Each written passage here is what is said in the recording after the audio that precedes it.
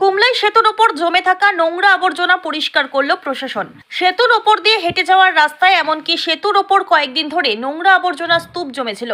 সোমবার সকাল থেকে পরিষ্কারের কাজে হাত লাগায়। ধূপগুড়ি থানার আইসি উৎপল সাহা নিজে দাঁড়িয়ে থেকে পরিষ্কারের কাজ তদারকি করেন।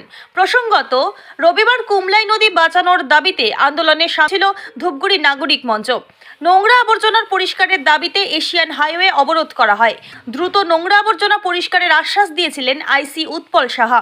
এরপরই তিনি মহকুমা শাসকের সাথে কথা বলেন। পরবর্তীতে এদিন থেকে সেতুর ওপরে জমে থাকা নোংরা আবর্জনা পরিষ্কার করা হয়। জানা গিয়েছে, ধাপে ধাপে নদীতে জমে থাকা নোংরা আবর্জনা পরিষ্কার করা হবে। কুমলাই নদীকে পুনরায় আগের অবস্থায় ফিরিয়ে আনা হবে। এদিন নোংরা আবর্জনা পরিষ্কারের বিষয়ে নাগরিক মঞ্চের সম্পাদক অনিরুদ্ধ দাশগুপ্ত বলেন, আমরা জানতে পারি নোংরা আবর্জনা পরিষ্কার করা হচ্ছে।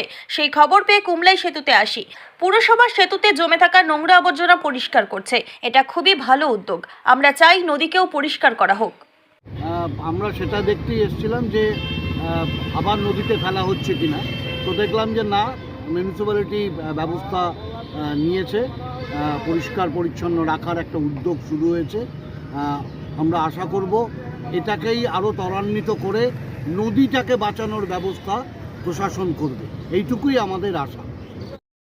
ধূপগুড়ি থেকে ভাস্কর মহন্তের রিপোর্ট, আমাদের টিভি।